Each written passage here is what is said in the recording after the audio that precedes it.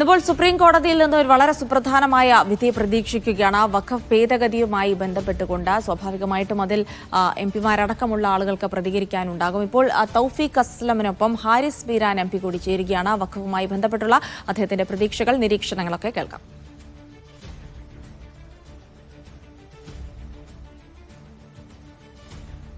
ജൽസി, ഇന്ന് രാവിലെ 10:30 കൂടിയായിരിക്കും വഖഫ് നിയമ ഭേദഗതി ചോദ്യം ചെയ്തുകൊണ്ടുള്ള ഹർജികളിൽ സുപ്രീം കോടതിയുടെ നിർണായകമായിട്ടുള്ള ഉത്തരവ് വരിക. എന്നോടൊപ്പമുള്ളത് Muslim League M P advocate Haris ബീരാനാണുള്ളത്.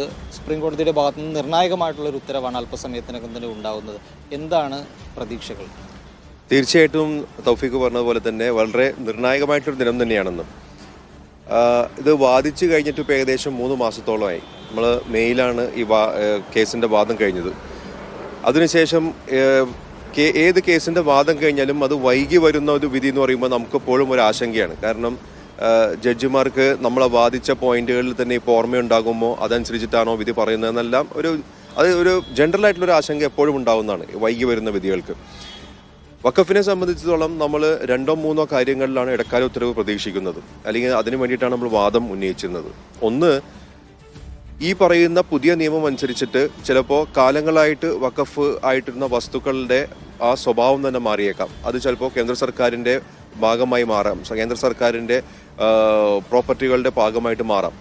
അപ്പോൾ ഈ പറയുന്ന പുതിയ നിയമം അനുസരിച്ചിട്ട് വഖഫ് സ്വത്തുക്കളുടെ സ്വഭാവം മാറരുത്, അത് വഖഫ് സ്വത്തുക്കളായിട്ട് തന്നെ തുടരണം എന്നുള്ളതാണ് നമ്മുടെ പ്രഥമമായിട്ടുള്ള വാദം.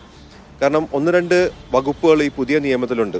പ്രത്യേകിച്ച് ഒരു വകുപ്പ് എന്ന് പറയുന്നത് വഖഫ് ബൈ യൂസർ, അതായത് ഉപയോഗം കൊണ്ട് വഖഫായിട്ടുള്ള ഭൂമികളിൽ ആർക്കെങ്കിലും എന്തെങ്കിലും തർക്കമുണ്ടെങ്കിൽ ആ തർക്കം സർക്കാരിൻ്റെ ഏതെങ്കിലും ഉദ്യോഗസ്ഥൻ്റെ അടുത്ത് ഉന്നയിക്കുകയും ആ ഉദ്യോഗസ്ഥന് പ്രഥമദൃഷ്ട്യാ ആ തർക്കമാണെന്ന് തോന്നിക്കഴിഞ്ഞാൽ മാത്രം മതി ആ പറയുന്ന വഖഫ് ഭൂമിയുടെ അല്ലെങ്കിൽ വഖഫ് സ്വത്തിൻ്റെ ക്യാരക്ടർ തന്നെ മാറും. അത് വഖഫ് സ്വത്തല്ലാതെയും മാറും, അത് കേന്ദ്ര സർക്കാരിൻ്റെ സ്വത്തായി മാറും.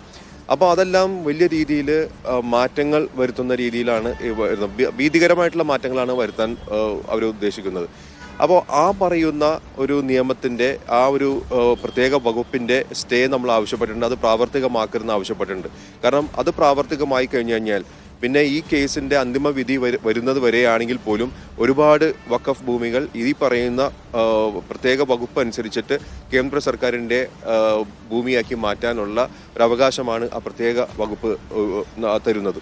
അപ്പോൾ അതുകൊണ്ട് തന്നെ അത് പ്രാവർത്തികമാക്കരുത്. വഖഫിൻ്റെ സ്വഭാവം മാറ്റുന്ന രീതിയിലുള്ള എന്ത് വകുപ്പുകളും ഈ പറയുന്ന നിയമത്തിലുണ്ടെങ്കിൽ അത് എന്തായാലും പ്രാവർത്തികമാക്കരുത് എന്നുള്ളതാണ് നമ്മുടെ പ്രഥമമായിട്ടുള്ള നമ്മുടെ ആവശ്യം.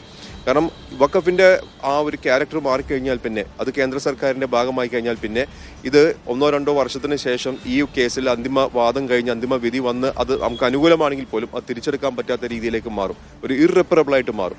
അപ്പോൾ ആ ഒരു സ്ഥിതിവിശേഷം ഇല്ലാതിരിക്കാൻ വേണ്ടിയിട്ടാണ് നമ്മൾ ഈ പറയുന്ന ഒരു സ്റ്റേ ആവശ്യപ്പെടുന്നത്.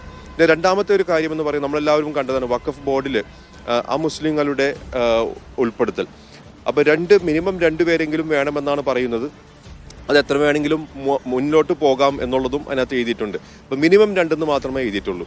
അപ്പോൾ ഈ വഖഫ് ബോർഡ് എന്ന് പറയുന്നത് ഈ പറയുന്ന മുസ്ലിം വിശ്വാസികൾ ദൈവപ്രീതിക്കായിട്ട് സമർപ്പിക്കപ്പെട്ട വസ്തുക്കളാണ്.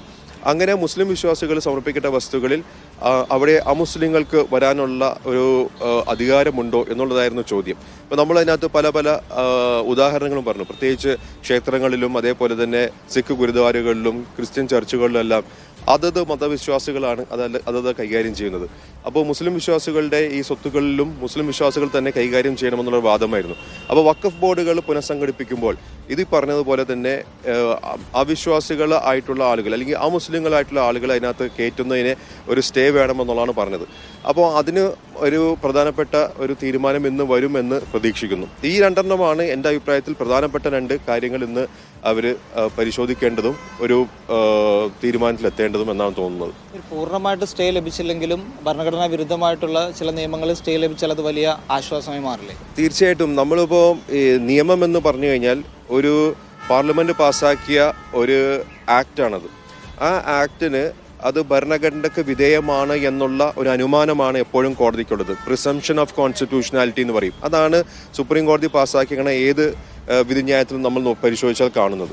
അപ്പോൾ അതുകൊണ്ട് തന്നെ പൂർണ്ണമായിട്ട് ഈ ആക്ട് സ്റ്റേ ചെയ്യും എന്നുള്ളതിനകത്തൊരു പ്രതീക്ഷയൊന്നും എനിക്കില്ല. പക്ഷേ ചില വകുപ്പുകളുണ്ട്. ആ വകുപ്പുകൾ എന്ന് പറഞ്ഞാൽ പ്രഥമ ദൃഷ്ടിയ നമ്മൾ നോക്കിക്കഴിഞ്ഞാൽ തന്നെ ഭരണഘടനാ വിരുദ്ധമായിട്ടുള്ള വകുപ്പുകളുണ്ട്. അത് സ്റ്റേ ചെയ്യുകയോ അല്ലെങ്കിൽ അത് പ്രാവർത്തികമാക്കാതിരിക്കുകയോ ചെയ്യുക എന്നുള്ളതാണ് നമ്മളുടെ ആവശ്യം. അങ്ങനെ ചെയ്ത് കിട്ടിക്കഴിഞ്ഞാൽ തന്നെ നമ്മളെ സംബന്ധിച്ച് വലിയ ആശ്വാസം തന്നെയാണ്. കേന്ദ്ര സർക്കാർ നിരന്തരം കോടതിയിൽ പറഞ്ഞത് ഹർജിക്കാർ പറയുന്നത് പോലത്തെ ഗുരുതരമായിട്ടുള്ള പ്രശ്നങ്ങളൊന്നുമില്ല എന്നാണ്. അപ്പോഴും വലിയ രീതിയിലുള്ള ഒരു ആശങ്ക ഹർജിക്കാരുടെ മുന്നിൽ ഉണ്ടായിരുന്നു, ഈ മുസ്ലിങ്ങളെ ഉൾപ്പെടെ ഇതിൽ കയറ്റുന്നതുമായി ബന്ധപ്പെട്ട്. ഇനിയിപ്പോൾ കേന്ദ്രത്തിന്റെ വാദം അങ്ങനെ കോടതി അംഗീകരിക്കാൻ സാധ്യതയുണ്ട്. കേന്ദ്രത്തിന്റെ വാദം ഈ പ്രത്യേക നിയമം കൊണ്ടുവരാൻ എന്തുകൊണ്ടാണ് അവർ കൊണ്ടുവന്നതെന്നുള്ള വാദമാണ് ഏറ്റവും ബാലിശമായിട്ടുള്ളത്. 2013 ഇതിനു മുമ്പ് വഖഫിന്റെ നിയമം വന്നത്. ആ നിയമം വന്നതെന്ന് പറഞ്ഞു കഴിഞ്ഞാൽ വഖഫ് സ്വത്തുകൾ സർക്കാരേതര സ്ഥാപനങ്ങളും സ്വകാര്യ വ്യക്തികളും അല്ലെങ്കിൽ സ്വകാര്യ സ്ഥാപനവും കൈയേറ്റം ചെയ്തിട്ടുണ്ട്. ആ കൈയേറ്റത്തിൽ നിന്ന് ഒഴിപ്പിക്കാൻ വേണ്ടിയിട്ടുള്ള ശക്തമായിട്ടുള്ള നിയമം ഇന്ത്യയിൽ ഉണ്ടായില്ല. അതുകൊണ്ടാണ് 2013 നിയമം വേണമെന്നുള്ളത് സച്ചാർ കമ്മിറ്റി റിപ്പോർട്ടിൻ്റെയും അതേപോലെ JPC റിപ്പോർട്ടിൻ്റെയും അടിസ്ഥാനത്തിൽ ആ നിയമം വന്നത്. ഇന്നിപ്പോൾ ഈ റിപ്പോർട്ട് ഈ പറയുന്ന 2025 പുതിയ നിയമം വന്നിരിക്കുന്നത് എന്താണ്? വഖഫ് കേന്ദ്ര സർക്കാരിൻ്റെ സ്വത്തുകൾ കയ്യേറി, ആ കയ്യേറ്റം ഒഴിവാക്കണം എന്ന് പറഞ്ഞിട്ടാണ്.